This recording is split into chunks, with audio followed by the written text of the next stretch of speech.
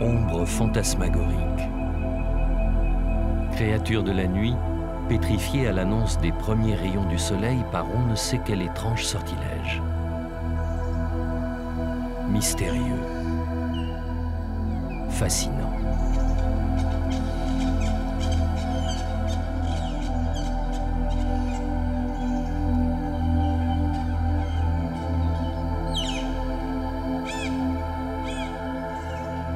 Janvier 1860. Après plusieurs jours de marche au travers de la forêt cambodgienne, le Français Henri Mouot découvre les vestiges d'une cité engloutie par la végétation tropicale.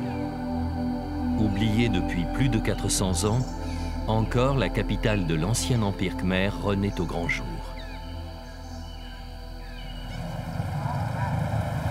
Siem Reap n'était alors qu'une petite ville sans importance. Devenue la porte d'Angkor, elle accueille désormais chaque année près de 2 millions de visiteurs. Une manne financière qui profite à l'économie de toute la région, sans changer toutefois les habitudes et le mode de vie des habitants.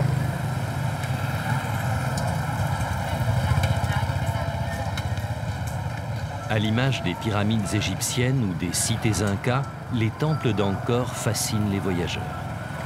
Les Cambodgiens sont nombreux à y venir, comme en pèlerinage. Angkor, c'est l'âme du pays, la source spirituelle. Au XIIe siècle, la ville, qui compte plus de 200 000 habitants, connaît son âge d'or. L'Empire khmer s'étend alors des confins de la Chine jusqu'au golfe du Bengale. Les maisons et les palais construits en bois ne sont pas parvenus jusqu'à nous. Mais les temples, une centaine environ, témoignent à l'image du Bayon de la splendeur passée.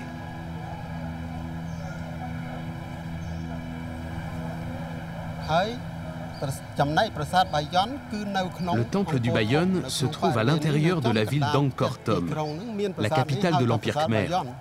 Le Bayon se situait exactement au centre de la cité. Le temple possède 54 tours. Chacune d'elles est ornée de 4 visages. En tout, il y a donc 216 visages. D'après les travaux des historiens, Jayavarman VII, le souverain qui a ordonné la construction de ce temple, avait adopté le bouddhisme. Bouddha, Jayavarman VII, on ne peut affirmer avec certitude qui est représenté sur les tours du Bayon. La seule chose qui s'impose, c'est qu'il y a une idée d'omniprésence, puisque les mystérieux visages regardent vers les 4 directions de l'espace.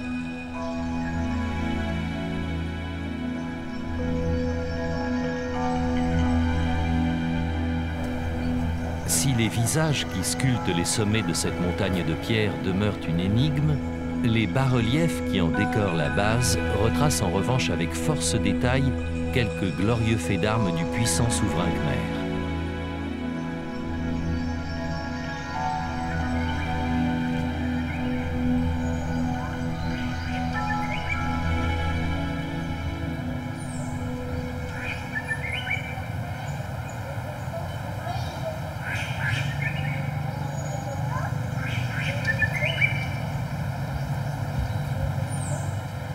Symbole de l'Empire khmer, Angkor Wat, c'est le classicisme le plus absolu.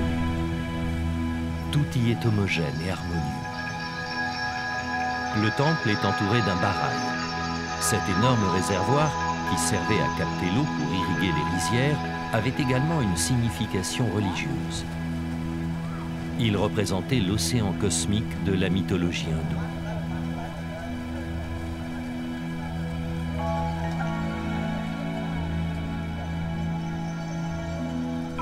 Angkor Wat est un nom moderne qui signifie capitale monastère. En réalité, le roi Suryavarman II, adepte de l'hindouisme, l'avait appelé Vishnuloka, c'est-à-dire monde de Vishnu.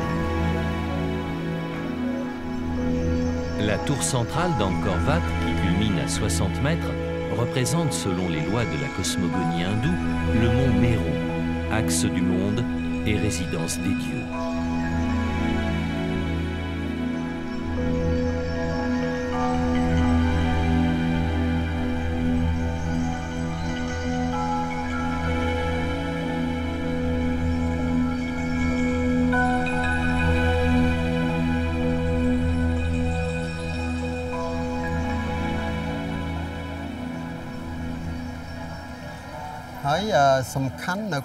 Dans la décoration des tours, les sculptures les plus étonnantes, ce sont les apsaras. Elles représentent des jeunes filles portant des colliers, des couronnes et des bracelets. Les apsaras, ce sont des déesses du paradis. Elles sont à la fois servantes des rois et des divinités et danseuses traditionnelles. Aujourd'hui encore, la danse apsara fait partie de notre culture.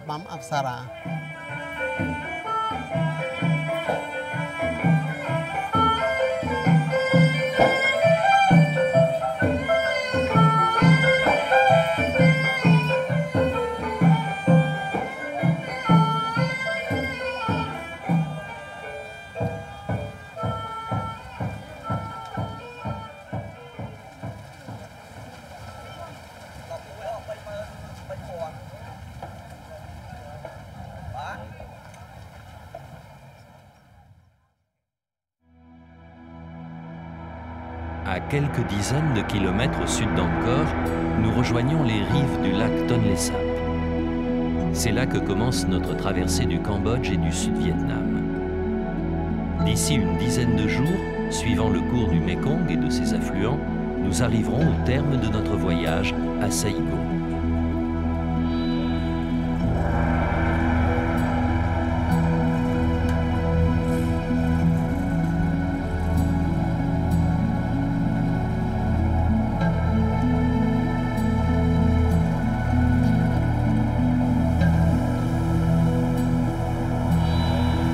Les eaux du Tonlé Sap sont très poissonneuses.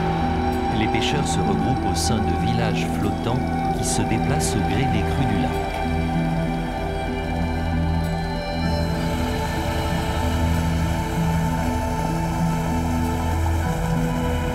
Le Tonlé Sap a commencé sa lente décrue annuelle. C'est donc à bord d'une embarcation rapide que nous rejoignons notre bateau, le Mekong Prestige, qui a jeté l'ancre près de Kampong Chnang de l'autre côté du lac.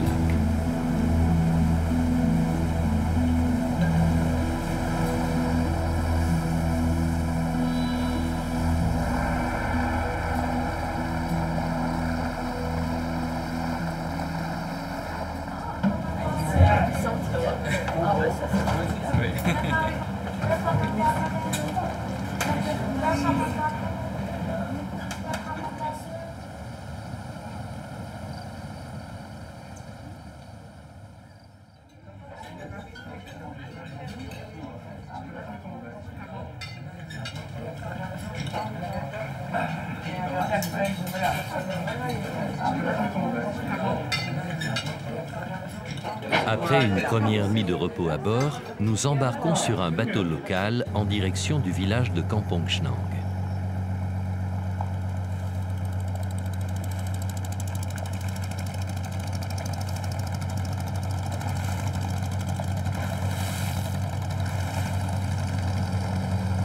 Bénéficiant de la générosité du fleuve, la pêche est la principale activité de la région. Kampong Chnang est ainsi devenu en quelques années un puzzle flottant tentaculaire dont la forme et la taille épousent la venue de nouvelles familles de pêcheurs, vietnamiennes en grande majorité. Le Tonlé Sap joue un rôle essentiel dans l'économie du Cambodge. En juillet, à la fin de la saison sèche, les eaux du Mékong augmentent dans d'incroyables proportions. Elles exercent une telle pression que se produit alors un incroyable phénomène. Les eaux du lac remontent vers leur source au lieu de s'écouler naturellement vers la mer. Pendant plusieurs mois, le lac se transforme en un gigantesque vivier où se multiplie une incroyable variété de poissons. En octobre, les poissons reprennent le chemin du Mékong. C'est l'époque des pêches miraculeuses que les habitants surnomment la cueillette du poisson. J'achète les poissons au marché. Après, je le vide et je le sale. Ensuite, je le fais reposer comme ça pendant un mois ou deux. Après, je le nettoie et je le fais sécher au soleil. À la fin, je vais les vendre à Phnom Penh. Tous les pêcheurs vivent ici. Certains vont pêcher assez loin, d'autres près d'ici, dans le lac.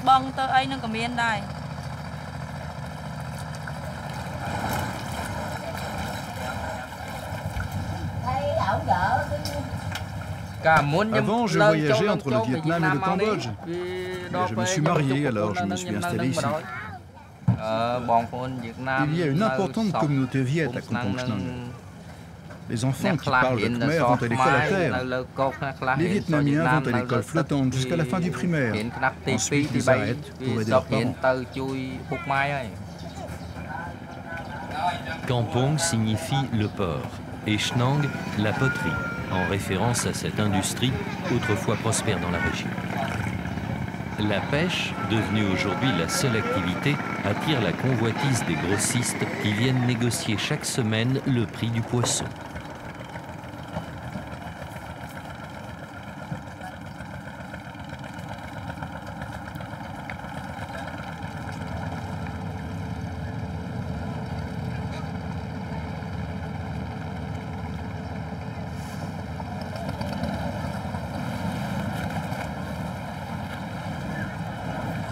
À quelques centaines de mètres du village flottant, l'activité bat son plein au marché aux poissons.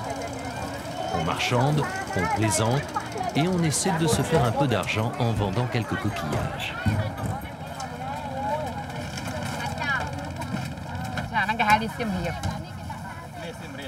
Ces coquillages, ce sont des laits de Siem Reap. Avant, je les achetais à côté de chez moi, près du lac. Ils étaient bien plus beaux. Maintenant, j'ai trouvé un fournisseur à Siem Reap, car les pêcheurs du lac ne les ramassent plus. Je les vends ici, car il y a beaucoup de passages.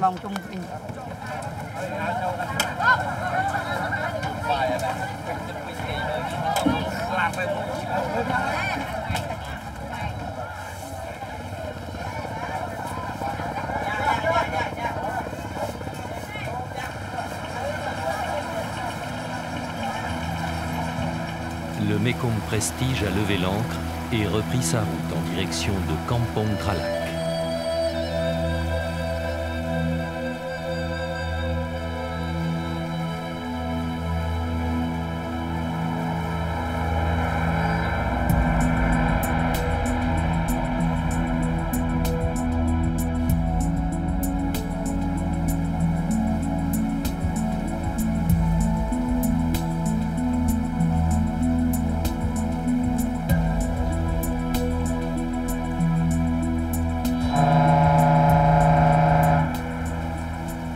Sông Mekong thì có những tàu cá đánh cá nhà sát gần đây. Sur le Mekong, il y a beaucoup de bateaux de pêche. On traverse peu de villes. On croise des péniches qui transportent du sable ou des fruits entre le Vietnam et le Cambodge. Les bateaux partent du Vietnam et se dirigent vers le Tonlé Sap à partir de juin. C'est seulement à partir de septembre, quand le niveau de l'eau est suffisamment important, qu'ils peuvent traverser le Tonlé Sap pour aller jusqu'à Siem Reap.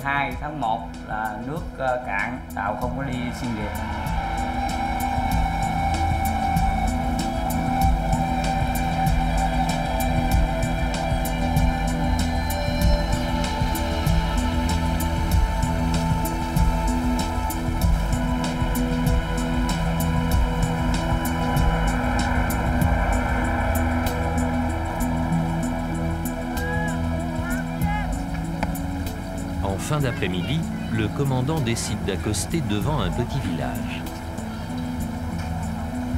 Nous allons y passer la nuit à quelques mètres de la Marguerite. Le nom de ce bateau est un hommage à la romancière Marguerite Duras, qui a passé toute sa jeunesse sur les bords du Mekong à l'époque de l'Indochine française.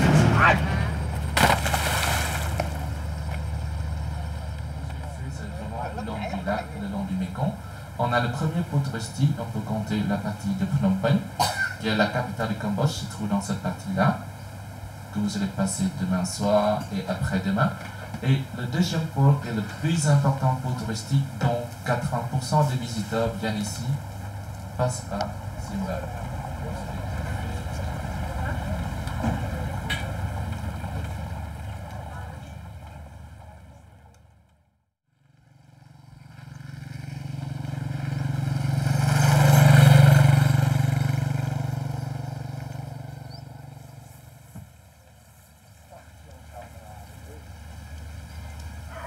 Au matin, nous quittons à regret les bords du fleuve et la quiétude du village et prenons la direction de Udong.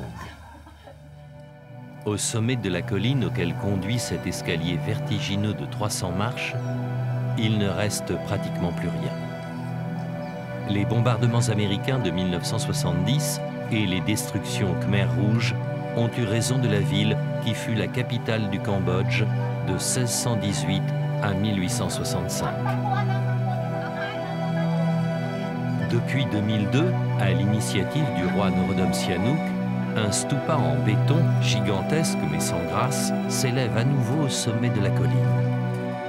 Nous sommes loin de l'élégance des temples d'Angkor. Qu'importe, les Cambodgiens sont nombreux à y venir en promenade pour admirer la campagne environnante.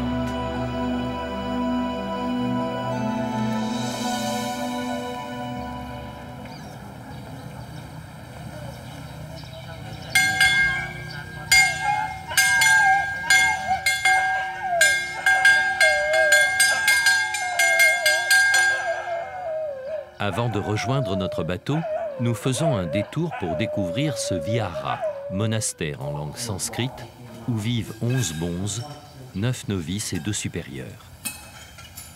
Après avoir pris au cours de la matinée le seul repas de la journée, les moines se consacrent à l'entretien du monastère et aux prières. Le bouddhisme s'est imposé dans l'Empire khmer à partir du XIVe siècle. Mais les Védas, textes sacrés, et l'épopée du Ramayana, pourtant héritée de l'hindouisme, demeurent des références fondamentales pour tous les Cambodgiens, y compris pour les bonzes.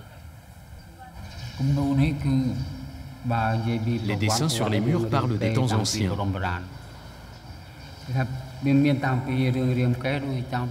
De ce côté, il raconte l'épopée du Ramayana. On y voit des gens qui dansent, qui jouent de la musique traditionnelle. On y voit aussi des combats entre des guerriers. Et de l'autre côté, il raconte l'histoire de Siddhartha Gautama, autrement dit Bouddha.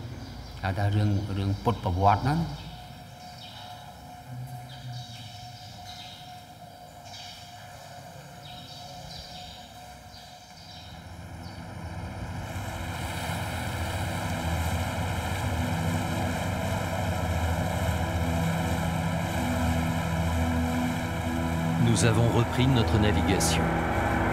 Poussés par le courant de la rivière Tonlé Sap, nous nous dirigeons vers le sud en direction de Phnom Penh, la capitale du Cambodge.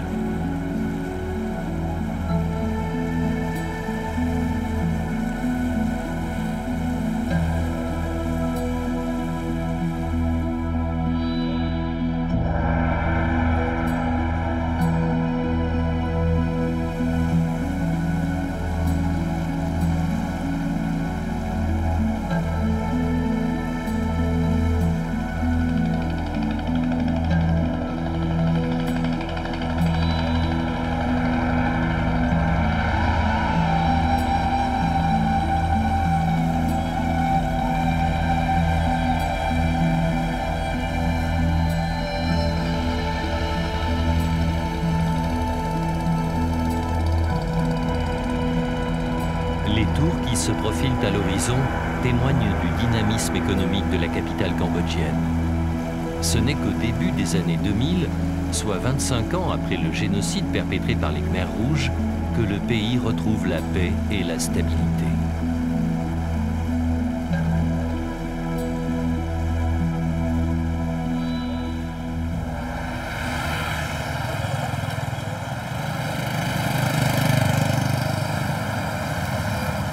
Au début du XVe siècle, après la destruction d'Angkor par l'armée siamoise, Phnom Penh devient la capitale de l'Empire.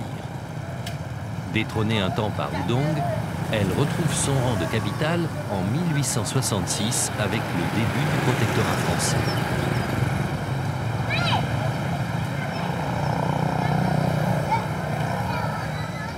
Les bâtiments de l'administration coloniale, à l'image de la Poste, construite en 1890, font aujourd'hui partie du patrimoine de la ville. Le bâtiment le plus remarquable de cette époque, c'est le marché central.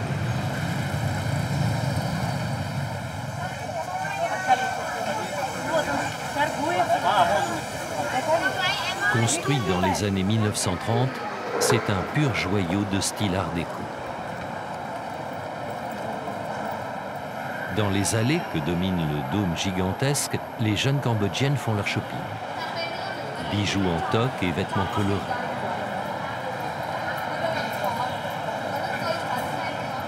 Sans tourner le dos à l'histoire vécue par leurs parents, les jeunes Cambodgiens se lancent dans la vie à corps perdu. Ils font la fête. Et la plus belle des fêtes est celle qui accompagne un mariage.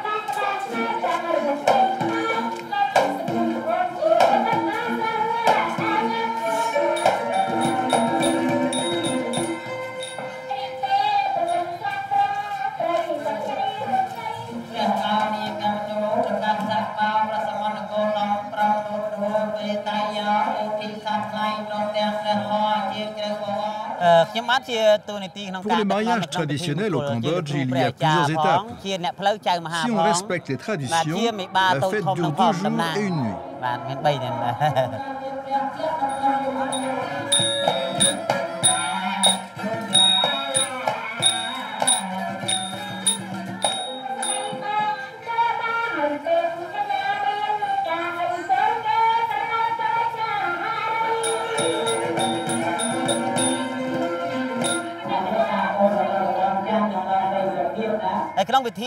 Je dirige la cérémonie. Je suis ce que l'on appelle un achat.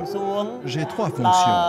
J'organise, je fais le lien entre les parents et le temple et j'aide au bon déroulement de la cérémonie. Pour la traditionnelle coupe des cheveux, on fait tout d'abord des prières pour invoquer les anges et les esprits afin qu'ils protègent la cérémonie. Dans ces prières, on leur demande les objets sacrés, les ciseaux dorés et les couteaux argentés. Avec ces objets qui viennent de l'au-delà, les 4 parents coupent les cheveux des jeunes mariés pour leur apporter le bonheur.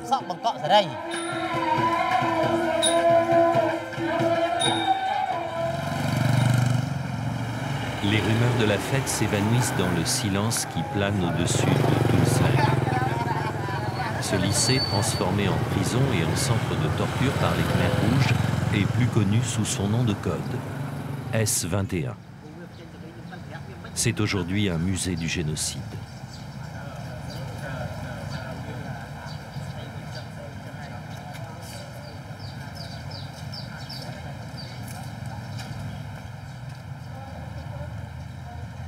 Le 17 avril 1975, les Khmers rouges sont entrés dans Phnom Penh. J'avais 14 ans. Ce n'est que 3 ou 4 heures après que j'ai appris que les Khmers rouges avaient pris le pouvoir.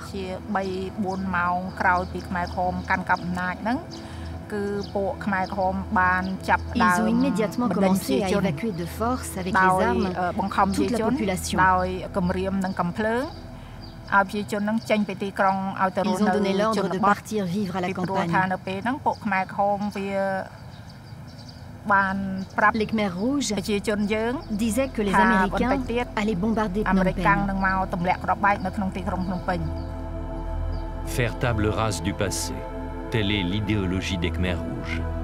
Contaminés par l'impérialisme bourgeois, les citadins doivent être rééduqués en travaillant dans les champs. On ordonne l'exécution des intellectuels, médecins, professeurs, ingénieurs, ainsi que des militaires de l'Ancien Régime et des bonzes. Entre 15 000 et 20 000 personnes sont torturées puis exécutées au S21. Boumang est l'un des 7 survivants. Il raconte ses 2 années passées en enfer. J'étais en train de cultiver des aubergines. Une jeep est arrivée. L'un des Khmers rouges m'a dit: toi, on t'envoie à l'école des beaux-arts pour donner des cours. Ma femme a préparé les affaires, mais on n'est pas allé à l'école des beaux-arts. On est allé à Tulsling.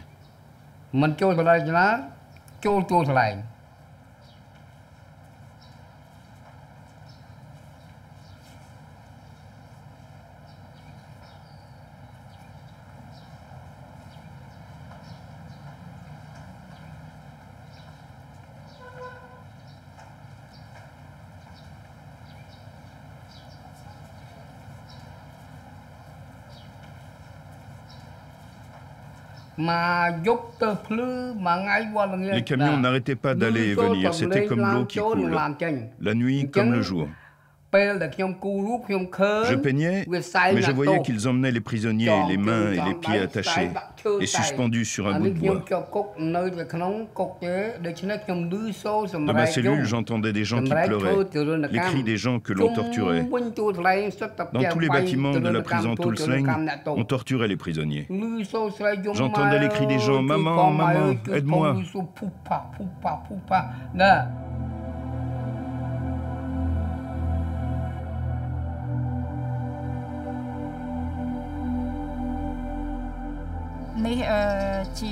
Mon idée, c'est de faire connaître aux jeunes générations l'existence de ce génocide.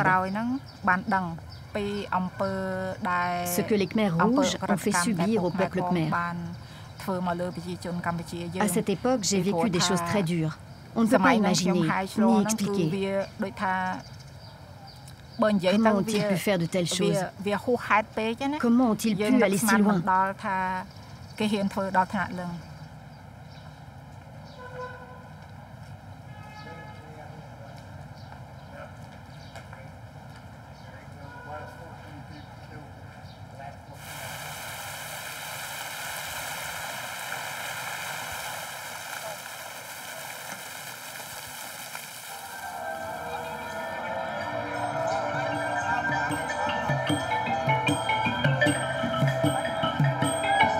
Derniers instants à Phnom Penh.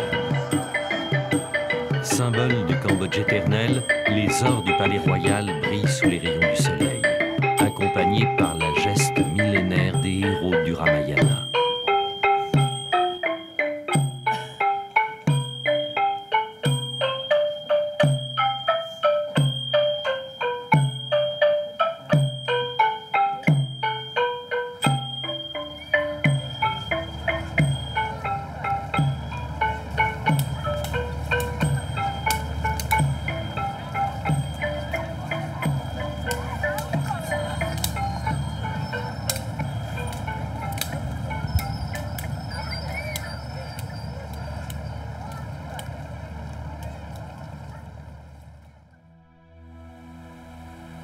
Au cœur de Phnom Penh, les eaux du Tonlé Sap ont rejoint celles du puissant Mékong.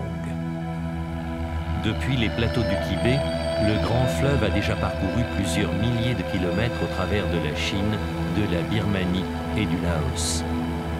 Cette fois, c'est en direction du Vietnam et du delta qui s'ouvre sur la mer de Chine que nous nous dirigeons.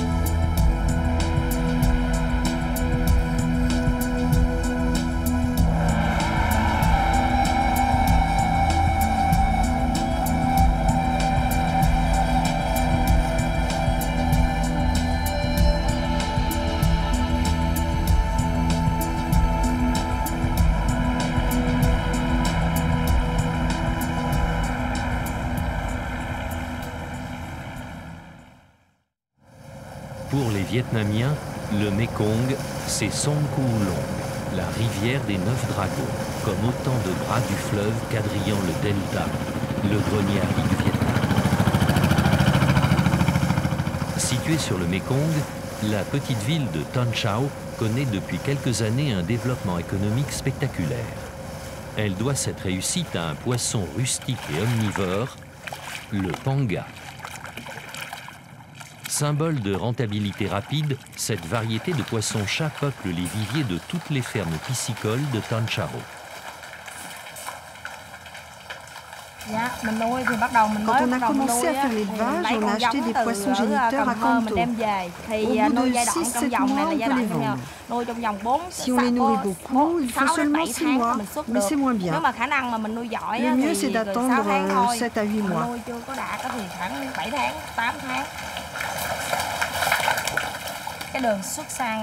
Tous les éleveurs se sont regroupés ici et exportent leurs poissons au Cambodge. Depuis plusieurs années, le résultat des élevages est très encourageant. Ce qui fait que les gens continuent à se développer et à s'installer ici. C'est pour cela que le village flottant devient de plus en plus grand.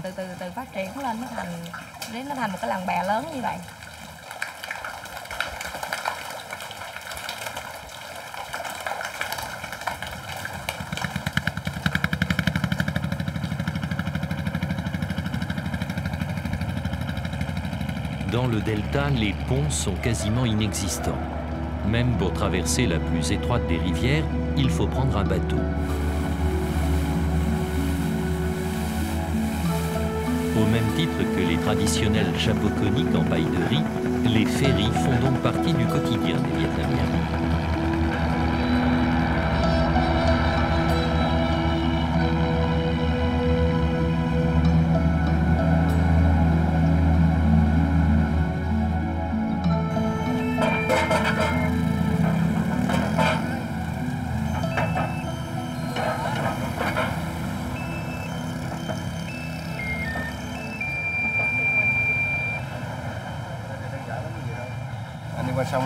Je me rends de l'autre côté du fleuve pour aller à la banque. En fait, je vends des graines de soja. Des ferries, il y en a plusieurs. Je ne connais pas le chiffre exact. Les barques font des allers-retours toute la journée. On ne peut pas compter, mais il y a beaucoup de traversées du matin jusqu'au soir. Le dynamisme économique du Vietnam se nourrit d'une foule de petites entreprises artisanales. Ainsi, dans la région de Tân Chao, on fabriquait des nattes à base de roseaux. Il y a une dizaine d'années, la Chine a inondé le marché de nattes en plastique. Chaude en été, froide en hiver, malgré un prix imbattable, les consommateurs ont fini par se détourner des nattes made in China au profit des nattes fabriquées dans la région.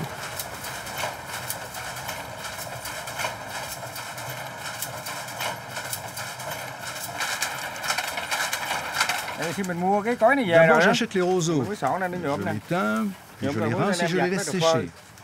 Ensuite, je les tisse. Mais avant le tissage, je les trempe dans l'eau pour les assouplir. La teinture se fait en profondeur. Ainsi, les couleurs ne déteignent pas sur les vêtements lorsqu'on s'amuse dessus. Les nattes en plastique qu'on trouve partout dans le commerce ne valent pas les nattes végétales. Elles ne sont pas du tout aérées.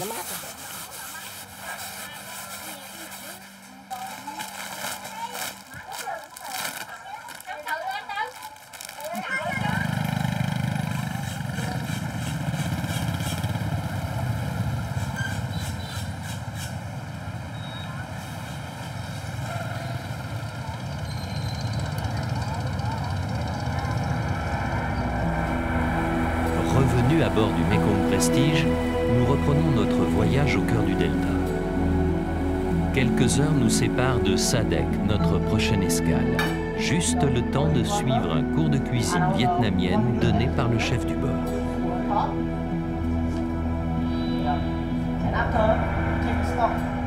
Alors là, c'est excellent. J'ai testé, c'est vraiment délicieux, c'est parfait, très réussi.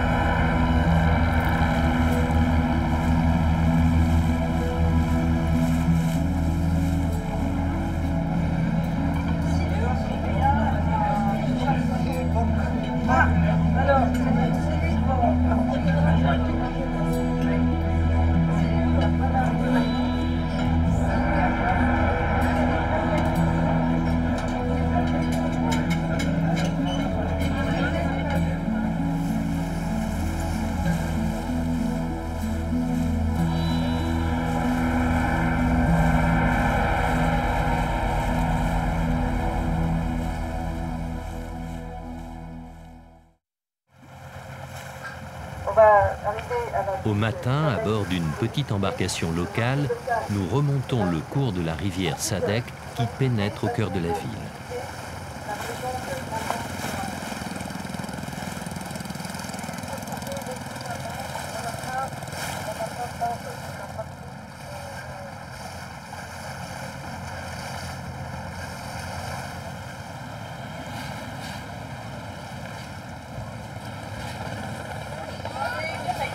Les marchés vietnamiens sont à l'image du pays, joyeux et colorés. Dans les années 1920-1930, la jeune Marguerite Duras habitait à Sadek. Les parfums, les couleurs et les sonorités de l'Indochine ont habité son existence comme elles ont inspiré les plus belles pages de ses romans. La maison de l'amant fait désormais partie des circuits touristiques, même si rien n'indique que Marguerite Duras y soit venue un jour.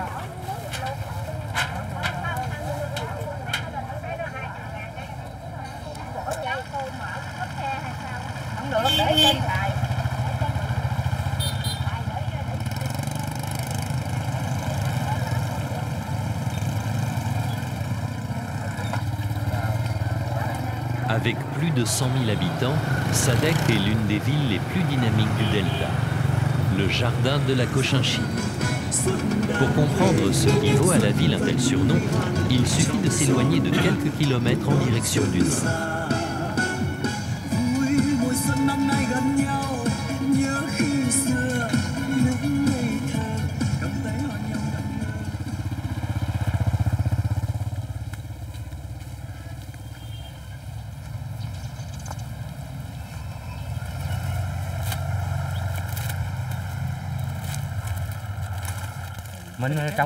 On cultive des fleurs toute l'année, mais pour la période des fêtes du Tết, on se concentre sur quelques variétés seulement, comme les œillets d'Inde, les chrysanthèmes, les roses.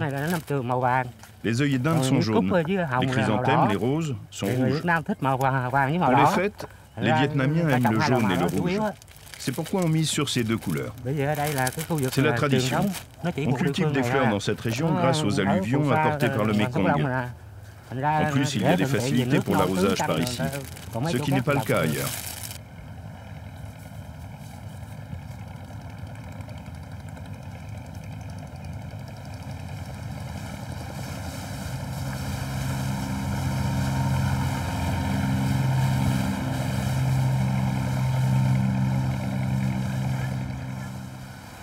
Une fois encore, nous reprenons notre voyage.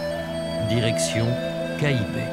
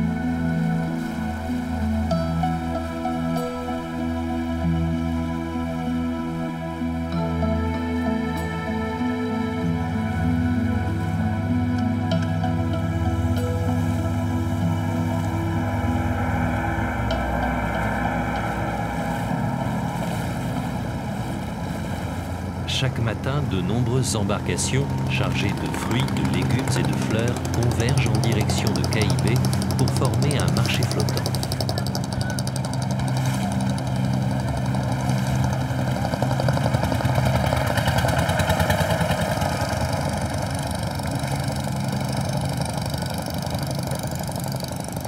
Les fêtes du Tết sont proches. Les sampans chargés de fleurs sont de plus en plus nombreux.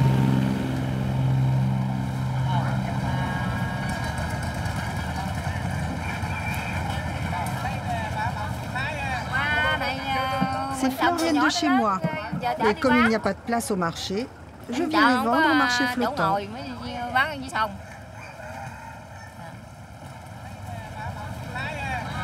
Culte des anciens, confucianisme, bouddhisme, taoïsme. Le Vietnam est une sorte de melting pot de tous les monothéismes. Il y a ainsi plus de 6 millions de catholiques dans le pays. Mais il y a fort à parier qu'ils vont se retrouver aux côtés de tous les autres Vietnamiens pour célébrer l'événement le plus important de l'année, l'arrivée du printemps, autrement dit le Nouvel An chinois, la fête du Tet.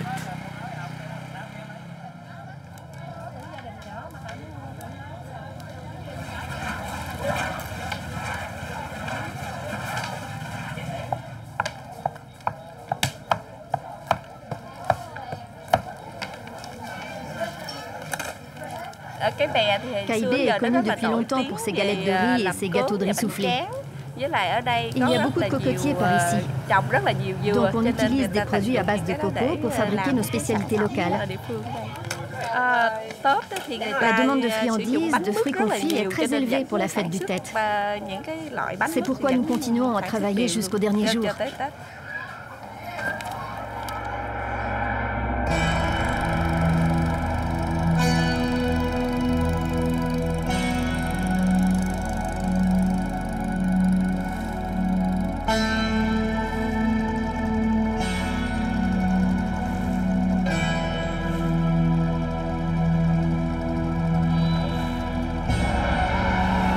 Cai Bè, nous reprenons la direction du bras principal du Mekong où nous attend notre bateau.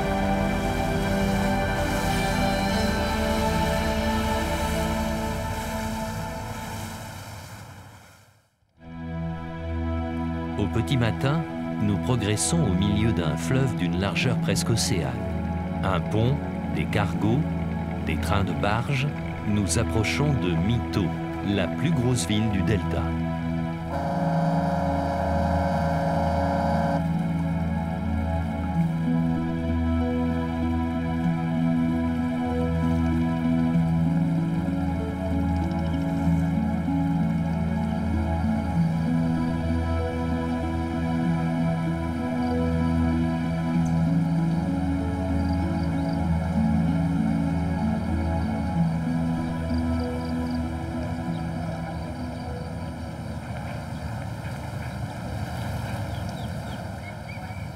Cette fois, nous quittons définitivement notre bateau. C'est par la route que nous rejoignons la dernière étape de notre voyage, Saigon.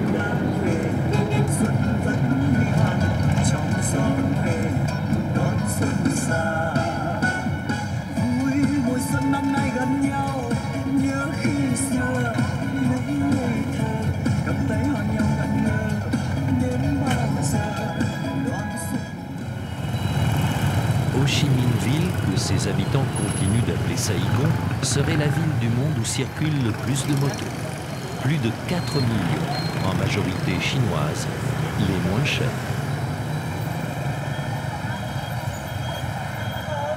En prenant le contrôle de Saigon en 1975, l'oncle Ho n'avait sans doute pas imaginé un tel changement. Prise de guerre de la révolution socialiste, les bâtiments de l'époque coloniale française, comme la cathédrale Saint-Jean ou le théâtre, ne sont plus aujourd'hui que des éléments de décor d'une ville engagée avec ferveur dans la modernité et dans la préparation de la fête du Tet. Occupés pendant plus de 1000 ans par les Chinois, les Vietnamiens ont adopté le calendrier lunaire de leurs voisins du Nord. Chaque mois de ce calendrier est associé à un animal. Cette année, les fêtes du Tet commencent le mois du serpent, symbole de frivolité. Il devient ainsi le signe de toute l'année. Si la jeunesse de Saigon vit intensément le présent, les souvenirs de Jacques, un ancien guide, le ramènent à l'époque française. Non par nostalgie du pouvoir colonial, mais par amour de la langue française. Pour la ville de Saigon, le quartier du premier district, c'est le patrimoine national. C'est l'héritage que les Français nous ont laissé. Voilà, vous voyez que toutes les façades, tous les bâtiments français sont bien préservés, et bien conservés et bien restaurés. J'avais appris le français à l'époque quand j'étais encore enfant et jusqu'au bachot. Maintenant, il reste encore, voilà, on parle beaucoup de mots français comme garage. Voilà, on met garage, café, cuillère, voilà. Et puis, la façon de se rencontrer, on dit bonjour. Saïgon ne cultive pas la nostalgie. Au pied des tours gigantesques qui s'élèvent désormais dans le ciel de la ville, les petits commerces populaires continuent d'animer le quotidien.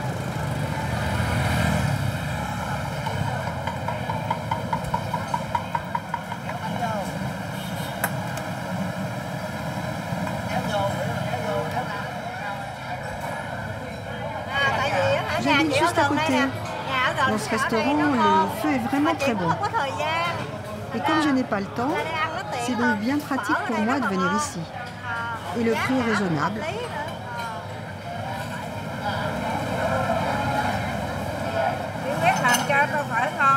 Le secret d'un bon feu, il faut mettre dans le bouillon 8 ingrédients. Gingembre, oignon, cardamome, anis étoilé, graines de coriandre. Enfin, le plus important, c'est le bouillon.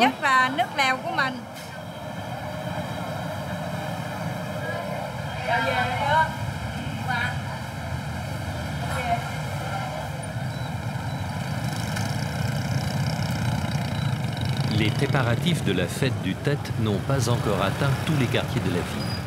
Au Bintan, le marché en gros du quartier chinois de Cholon, on ne pense qu'à une seule chose, faire des affaires.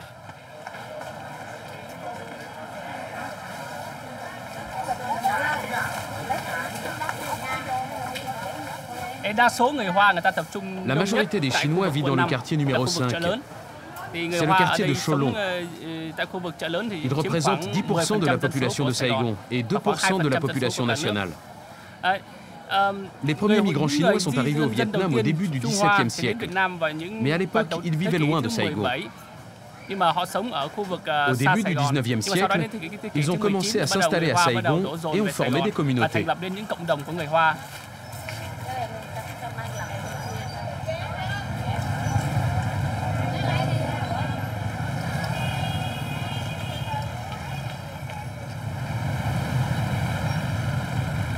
Retour au centre-ville. Les jardiniers sont à l'œuvre. Encore quelques jours et Saïgon ressemblera à un gigantesque jardin jaune et rouge.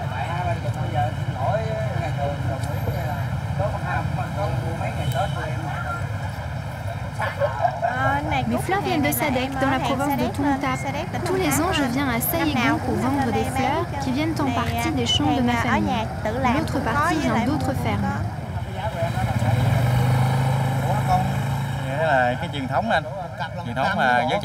C'est une tradition qui me rappelle mon enfance. J'aime beaucoup ces moments où il faut aller choisir et acheter des fleurs pour le Tet.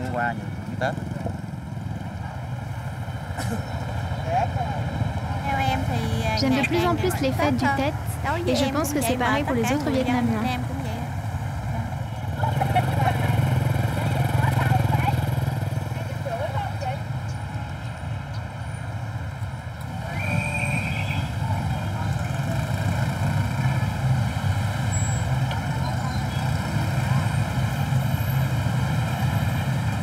Commencé dans les lueurs de l'aube éclairant les élégantes silhouettes des temples d'Angkor, notre voyage s'achève sous les illuminations féeriques des rues de Saïgon.